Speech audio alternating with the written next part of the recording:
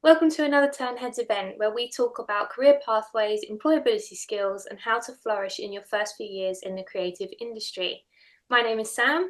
I'm a full-time graphic designer for a London-based agency and founder of Tern Heads. If you find our content helpful and you wish to support what we do, then please tell your friends about us and sign up for free at turnheads.com for more resources. Let's get into today's chat.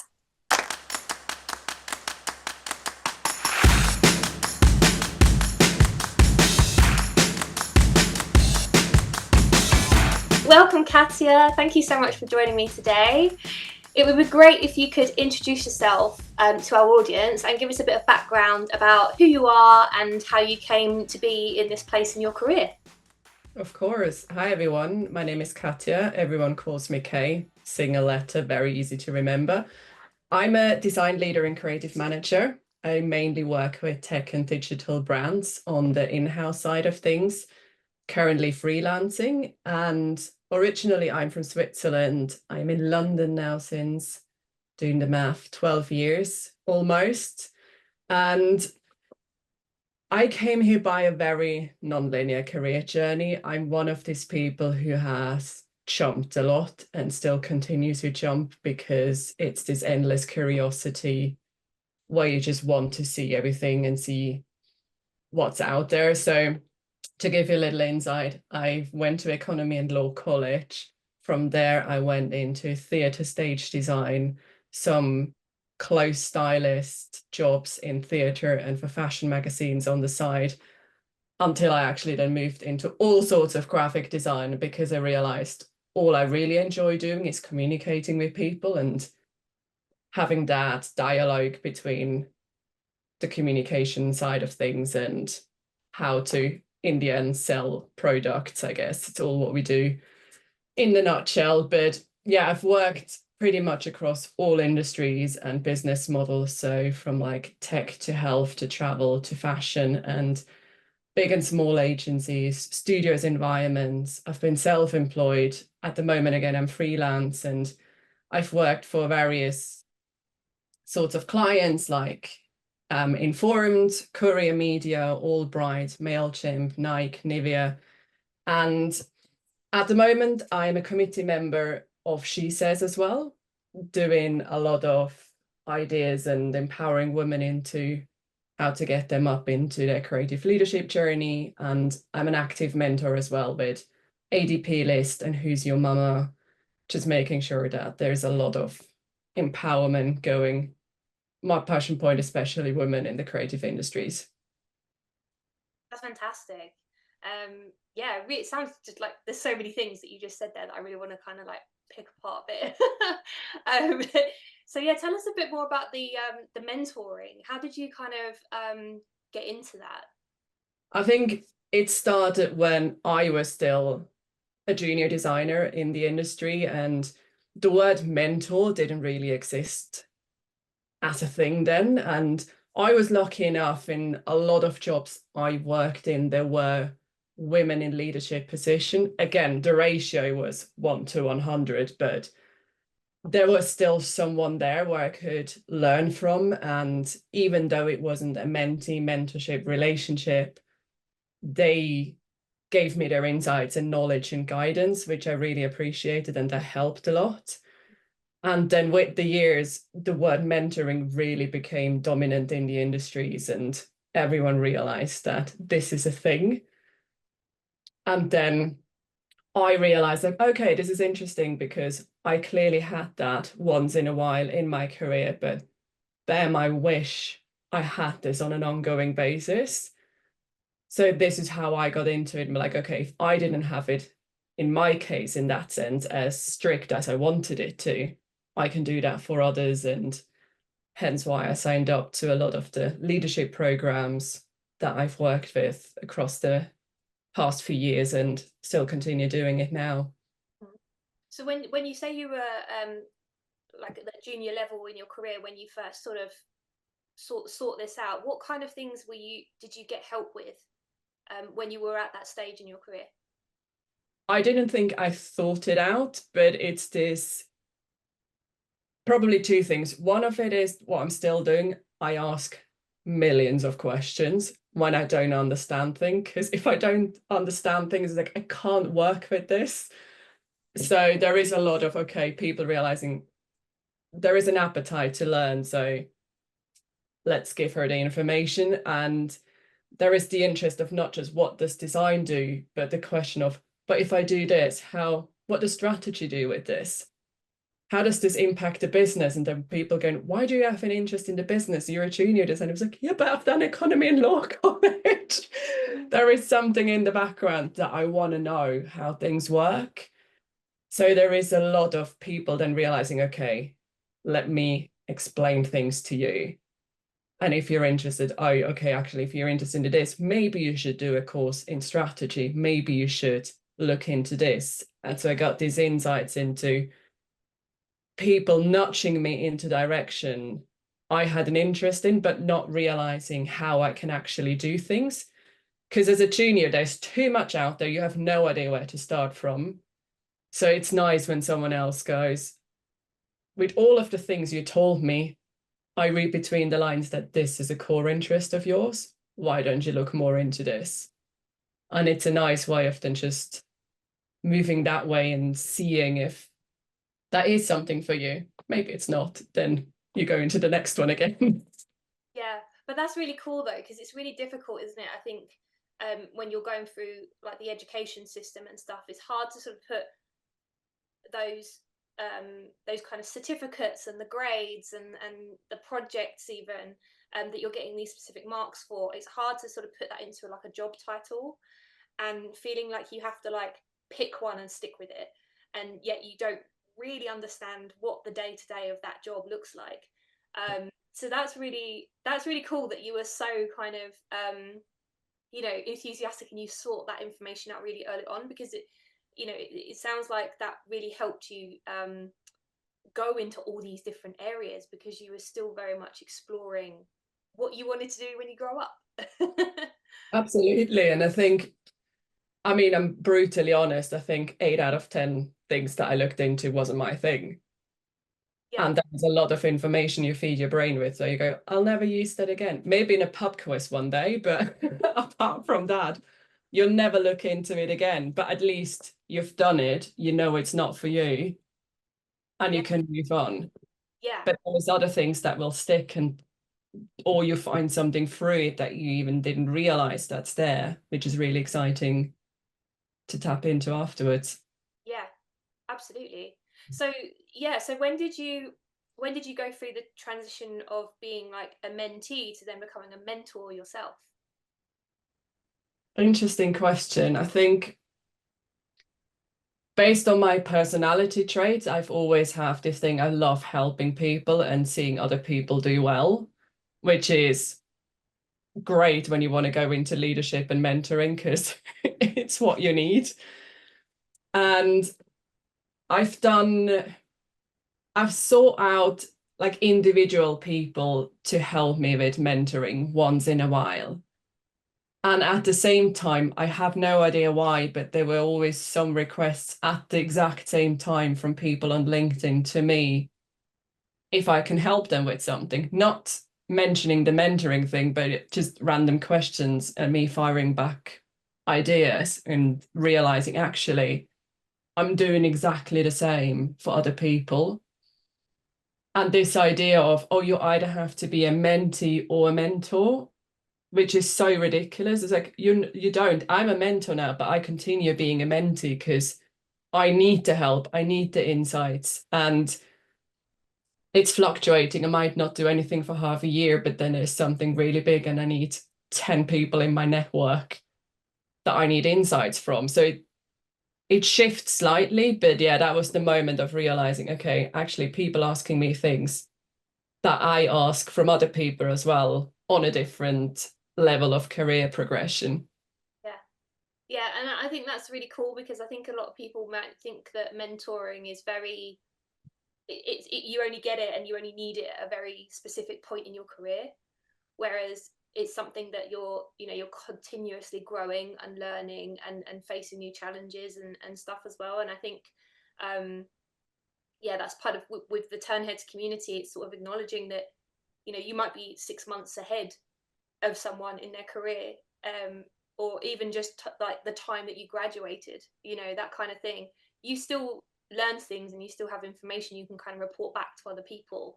And it's not always people at the bottom of the ladder wanting to hear from the top of the ladder. Like there's so much information in the middle that lots of different people learn in lots of different ways.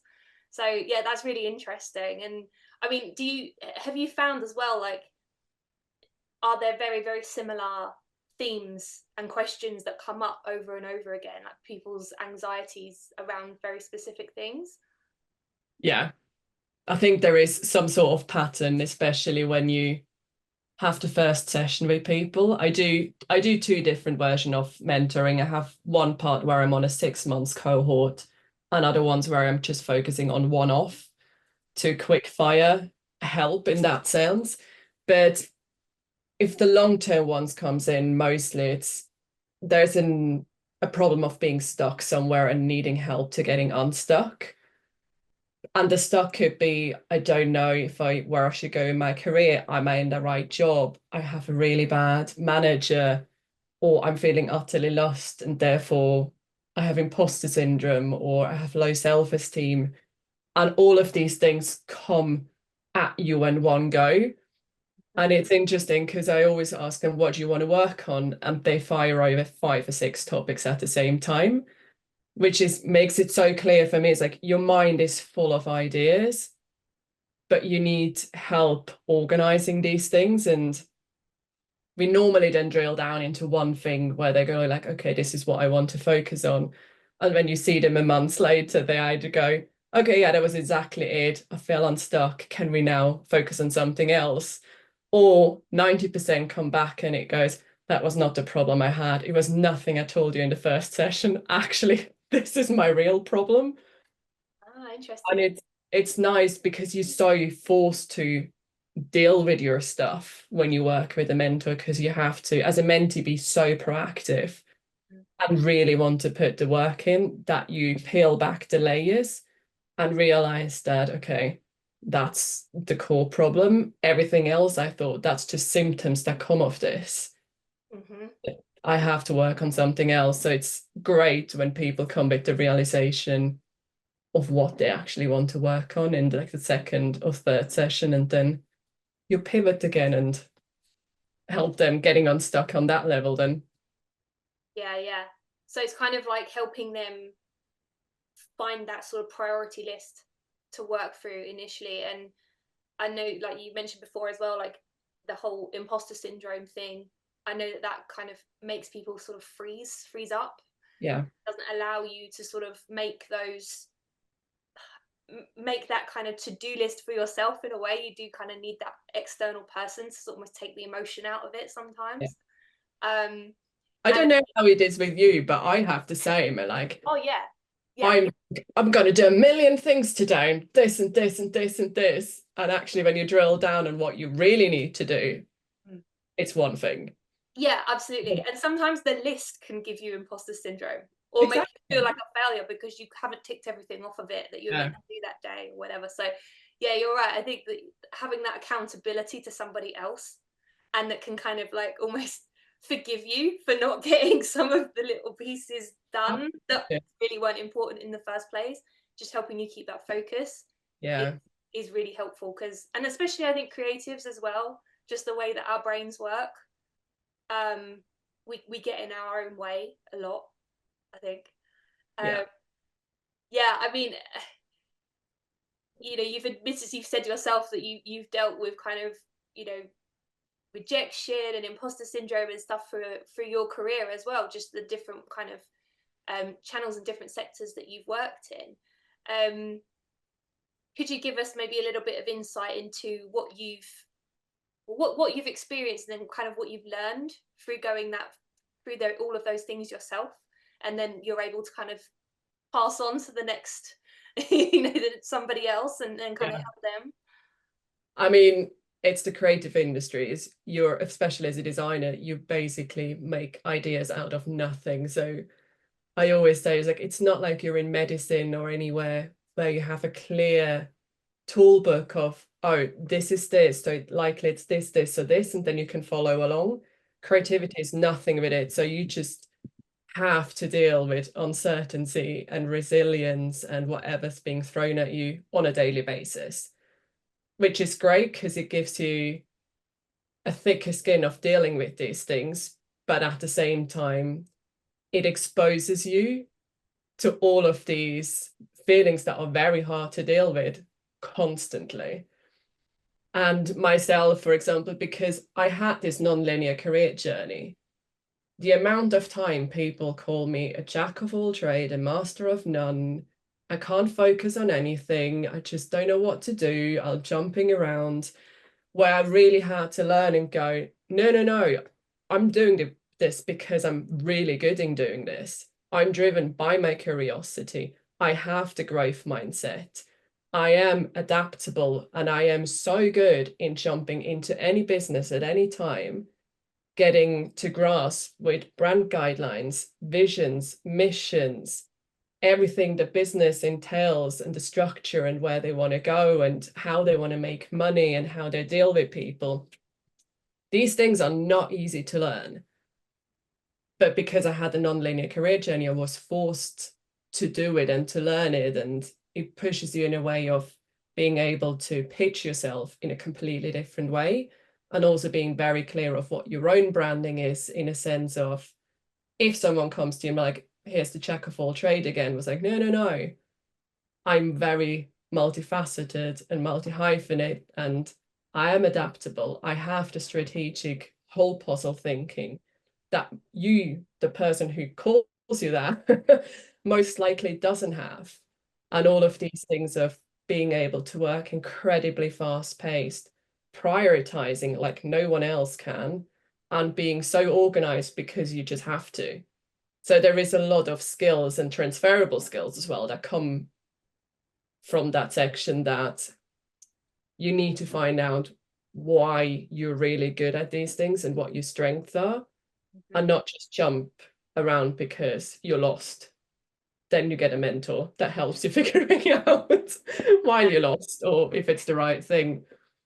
Yeah, that's so cool because it is very easy to, I mean, we work in an industry there's so many opinions, everything you create, how you sell yourself, how you sell the project you're working on to the client, like it's just a room full of opinions every single time, and you could go, you could apply for multiple different jobs and probably get different feedback from every single person who interviews you or looks at your CV or whatever. So yeah, it's so important to have that um that reminder of exactly who you are, what you've done, what you can figure out, and the problems you've solved and the skills that you have. And yeah, I mean, you mentioned transferable skills as well, and how like important that's been for you too, like moving into all these different areas as well. And yeah, I think that's great that you kind of push back on those labels that people try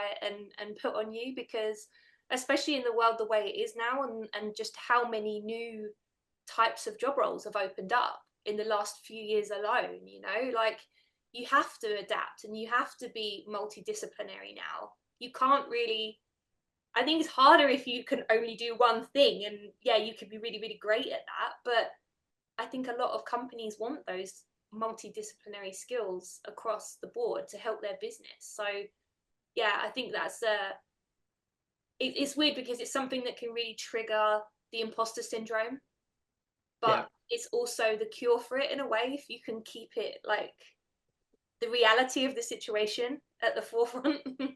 agree. Yeah. And I mean, I have to say, this suits me with my personality. I know there's people out there, they're so focused and niche on and be like, I am just the UX writer for very specific tech companies. And that is fabulous. If you know that's your thing, don't feel like you have to become multidisciplinary now just because of it. Just do whatever you want to do. But if you are the creative that is, as you said, multidisciplinary, deal with it in a way that works with you. Because, as you said, there is so much stuff that's being thrown at you. You question it Yeah. every time, especially if you go into a new role and be like, okay, my job title changed again. New responsibility, new challenges. I have no idea how I'm doing this. I'm spending 2 months on Google googling what I have to do, but that comes with it, and you're fine because that's ultimately what drives you, because it's new information, new learnings you can absorb, and Yeah, absolutely. And I mean, even if you are, as you say, like you have that singular job, that's what you love doing, and all the rest of it. But every company you go into is going to work differently. Every client you work with is going to expect different things. So you do have more skills than you probably realize. yeah. This is sort of write them all down. So I mean, do you have any like coping mechanisms, or way you cope with those kind of those bad days when those sort of thoughts start coming at you out of nowhere, like they do for so many of us? I mean, I think there is the straightforward ones where you can just go talk to friends, family, partners, and just make them aware that you're not well and that it's really hard and you have to deal with something.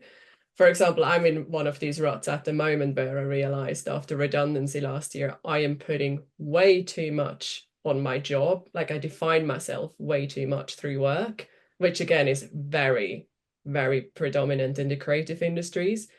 And now having to put so many boundaries and everything in place to get that me time back and being like, okay, no, once the job is not here, who are you as a person? So it doesn't mean that once your career progresses, all these things are gone. The problems will always come. They're just different. They hit you from different angles, and you learn the different tools throughout the years. So for me, it's, for example, as I said, talking to my partner, friends, getting everyone involved to make them aware of what's going on, but also just sitting with your feelings. If you have a bad day, you have a bad day. If you feel angry, you are angry, and not just pushing those things away, which helps. And I mean, get therapy, always fantastic to just get a third person involved and trying to unravel what's going on. Or there's life coaches out there, again, mentors, or just very specific people in your network that you can know to contact with like this one specific question of, hey, I'm stuck because of this. If you had the same in your career, what was the one thing that helped you get out of it? Just to get other perspectives in, so you're not isolating yourself in your own mind, because that's basically where all things go wrong from the start. Yeah. And yeah, I think personally it helps. I have a glass is half full mentality of just with the growth mindset of just like, no, I'll get through this.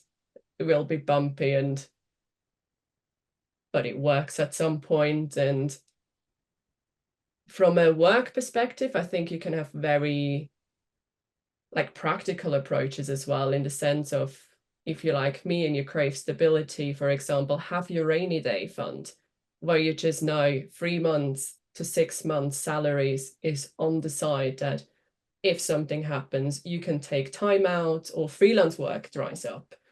Whatever happens, you have that safety, so your brain isn't occupied with another worry on top of this.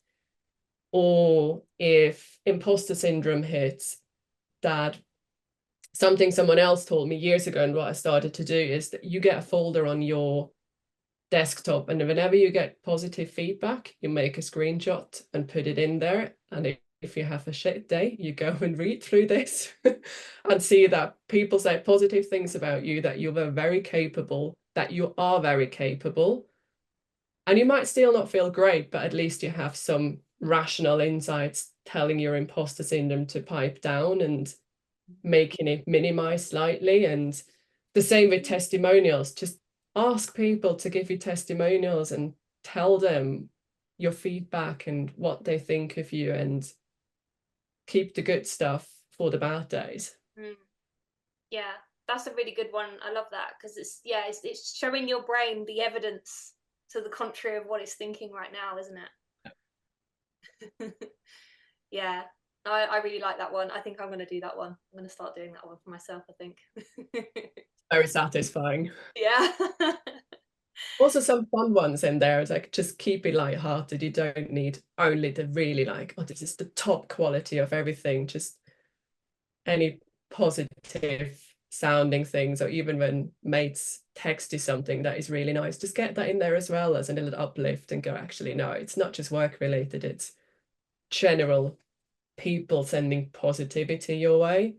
Yeah, like when you've really hit the nail on the head with a project, or you're really proud of something that you've done. Yeah, no, that makes sense. That makes a lot of sense. Yeah, I like that one. Do you have any tricks? I think I always find talking to uh, friends and other like creative friends, especially because I think they understand the uniqueness of the problems a little bit easier, and they are very good at reminding, like, yeah, giving me that evidence that I am capable, I am creative, I'm not stale, you know. I am good enough, all that kind of stuff. I think yeah, I think that's really important, having those people you can touch in with, you know, have a glass of wine and just, you know, have a vent and just someone to listen and remind you of reality. And so often it's also how we internalize things like, I made a mistake, or I failed, or I've been made redundant. It's like, no, no, no, your job has been made redundant. Yes. The Yeah. project failed because it was bad project management, but that wasn't a specific person. It might have been the software that had a Hmm. bug in there or whatever it is, but just become aware of most of the time it's not you, Yeah. it's the system or surroundings you're in. And yeah, just be kinder with the words. Easier said than done, but Yeah, no, but you're right. You're right. It's almost like that's just part of something in your life. It's not your whole life. no. It's like compartmentalizing it, and yeah, being able to process that little piece, rather than piling in the kitchen sink of everything bad that's ever happened. Yeah. Yeah. So you've had you've had experience with freelancing and agency and in-house. Could you? I know like a lot of people ask about the different dynamics within those working environments. So I just wondered if you could give us a little bit of insight um, from your experience, like maybe the differences, the similarities, any kind of pros and cons, or just generally what your experience has been working in all three kind of areas, really. Sure. I think what it comes down to as a designer, no matter where you're in, you're always the problem solver. You come up with fixing things that they make sense, that the user gets the best out of it, and also that the company can move forward in the most designed and design-led way possible. And I don't think there's a best way. I enjoyed working in all of them. Like at the moment, in-house is my thing because I moved into leadership position and realized I'm much more focused on how a specific brand does over a long term to really have an impact on that one brand, see how we can shift the business, see how the numbers change, how we can really have a clear impact with our users, our broader network around it. And it's a different game because you are focused on that one brand. And while you can dig really deep within it, you also have to be much more patient because it can feel repetitive depending on what you're working on, for example. Whereas if you're in a studio or in an agency environment, you naturally are put on a lot of different clients. You come across a lot of different brands. So it's constantly changing. It's really exciting. Yet at the same time, you likely never go as deep into brand knowledge or brand strategies as you would in-house. And you work different hours. You're involved in pitches, which you often don't have in-house. So your working hours are completely different, which was great when I was younger. Whereas with my lifestyle now, it just doesn't add up anymore. So hence the agency side shifted a bit to the side, but you get to work on incredibly big brands on big budgets, on learning how the hierarchy works in especially big agencies of how many people are involved in projects coming alive. And if you go to smaller studios, you might still have the big brands, but then everything being much more structured down, which is again is really exciting to see of how something big can be taken down or being blown up again. And freelancing on the other side, I think, is you can do whatever you want in a sense. You can go to agencies, you can go into in-house places, but you don't have stability. You don't have your fixed salary coming in every month. You don't know when your next gig is, but you have the freedom. And if the market isn't as bad as it currently is, normally you have a lot of possibility to jump around and go, okay, what suits me? Oh, I really want to tailor my portfolio more towards these brands. So you can search out these experiences and tailor your career journey more. Whereas in advertising, you are being put on clients. There is less selection, and it doesn't mean that you get to work, say, with the Nikes and all the great brands that you want to work. You might be working on toothpaste, and that's not something you can choose, but it might be super exciting. It might be exactly what you need to do. But yeah, it's this thing of if you're out there trying to figure out where you want to go, it's how you deal with uncertainty versus certainty, and if you need a salary or not. And then, yeah, how deep you want to go with brands, or how much you just want to jump around different things and learn stakeholder management as well in the end across all of them. And what would you say, like, what's your opinion on getting a bit of industry experience before going freelancing? Or do you think, I mean, I know it kind of depends on your personality, but like some like graduates, for instance, they know they want to go freelance. They want to do their own thing straight off the bat. I mean, what's your kind of opinion on that now that you've done both? I mean, if you want to do it, go for it. I personally wouldn't have wanted it because I'm like the perfectionist. I want to know how things work first. So I'd rather have something where I am in, even if it's just like a half a year contract. Because let's face it, freelancing is often you're 3 weeks there, you're 4 weeks there. It's you don't often get the like, oh, you're half a year or a year in a freelance contract, which again would be something different. But personally, I loved having the insights first of knowing what I have to do, especially when it comes to graphic design, of just knowing, okay, how does it work? I don't have the responsibility. It's not on me. I'm the junior. Just tell me what I have to do. Tell me how briefing works. What do I have to deliver? What the hell are all the abbreviations you're chucking at me? Because I don't have time to Google. You want me to deliver assets. So I have to know how this is. And when you're freelance, it's on you. You have accountability from day one, and it can feel very scary. But again, chuck yourself into the deep end and see how it goes. You might be like, actually, this is exactly what I want, and people thrive in this environment, then it's great. But also, if it doesn't work, just acknowledge it early enough and just go, do you know what?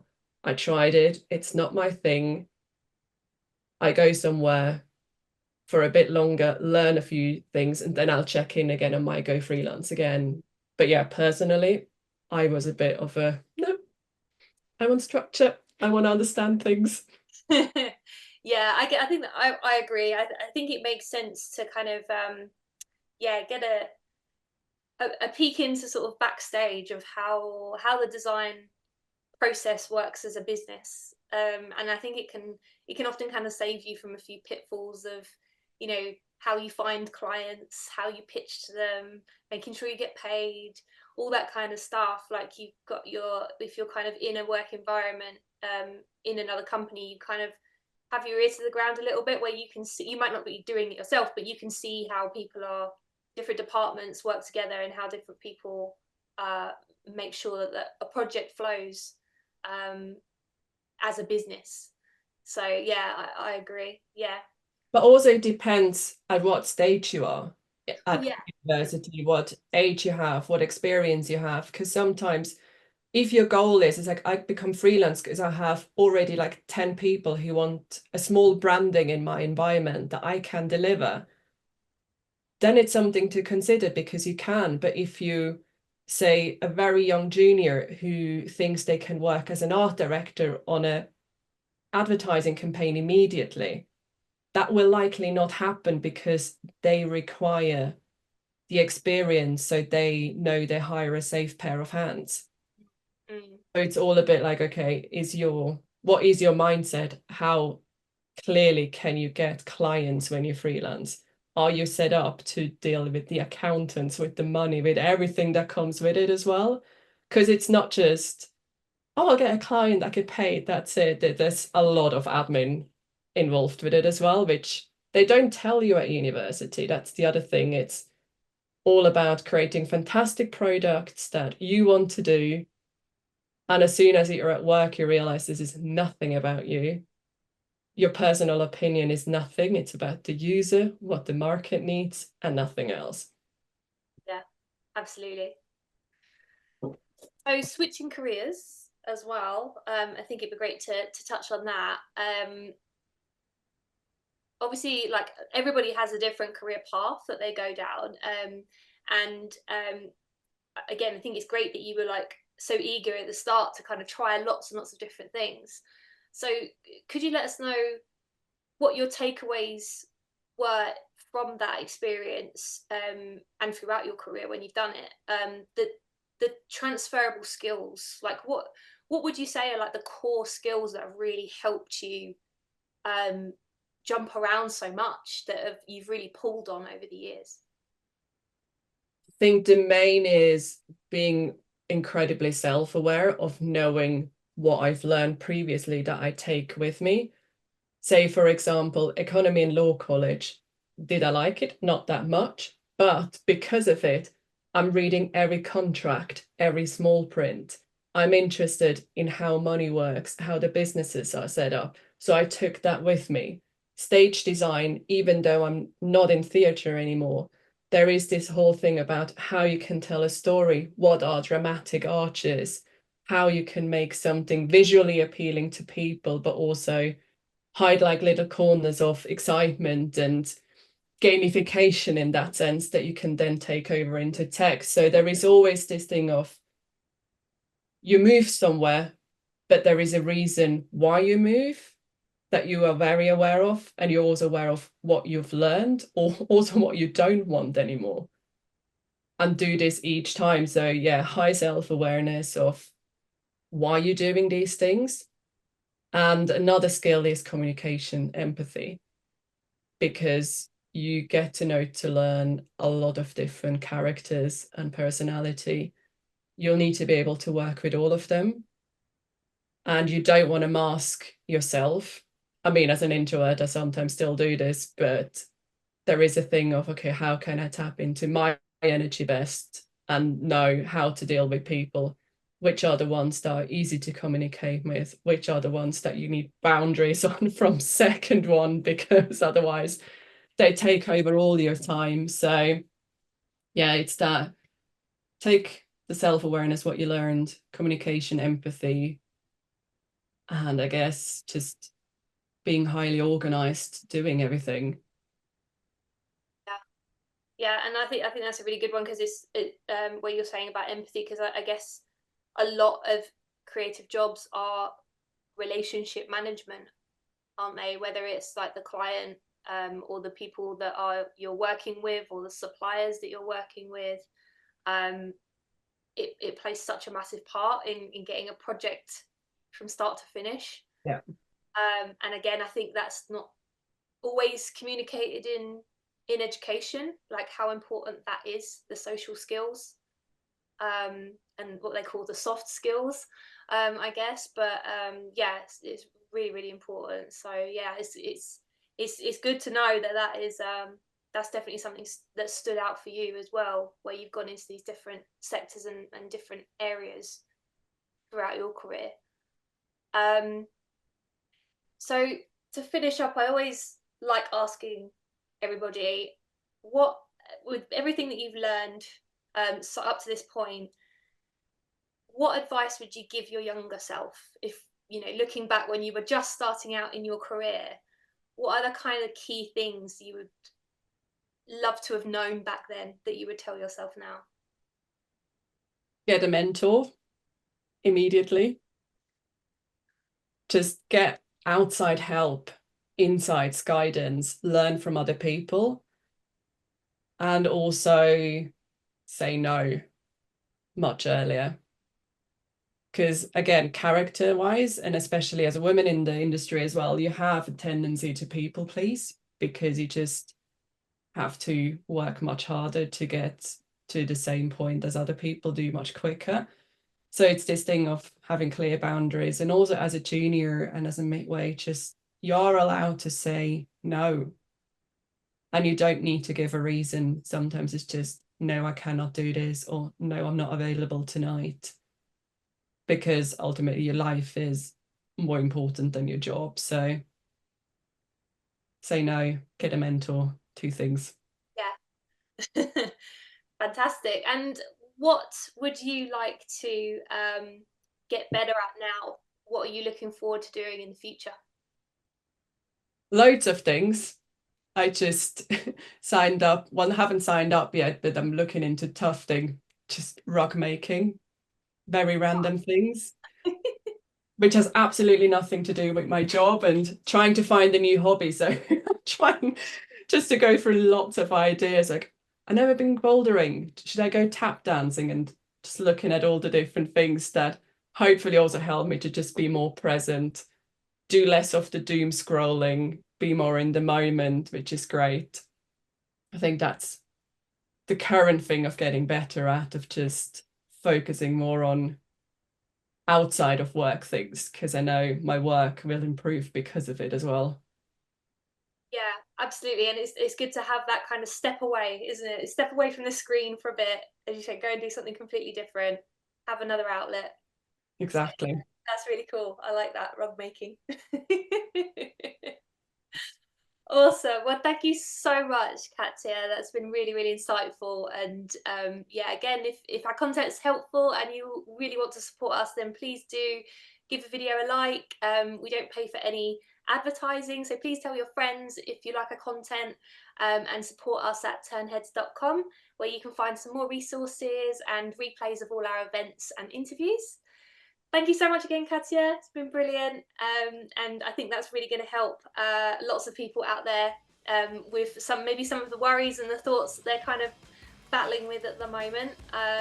So yeah, we wish you all the best with your creative career goals, and we'll see you at the next Tern Heads interview.